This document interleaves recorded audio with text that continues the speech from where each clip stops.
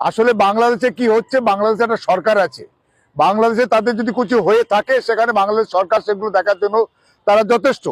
শুভেন্দু দেখুক যে একটা বিরোধী দলনেতা তার দলটা কি করে বাঁচবে, সে দিলু এবং ওই সুকান্ত মজুমদারকে কি করে সেখানে ডিপিট করে ও বিজেপির সভাপতি হতে পারে কিনা সে লড়াই আছে। আসলে সব গরম গরম কথা বলে ও আসলে বিজেপিতে যাতে ওই সভাপতির একটা যদি শিখে ছেড়ে সেই আশায় একটু লম্বা চওড়া গল্প দিচ্ছে। শুভেন্দু হচ্ছে রাজনীতির কারবারি। এই যখন তৃণমূল কংগ্রেসে ছিল তখন বিজেপিকে বলতো ভারতীয় জঙ্গল পার্টি, আপনারা বহু ভিডিও পাবেন তার, ভারতীয় জঙ্গল পার্টি। তারপরে সে আরো দেখবেন যে সাভারকরকে বলতো সাভারকর মুসলেখা দিয়ে আজকে জেল থেকে ছাড়া পেয়েছিল, সেই সাভারকরের স্তুতি গাইছে।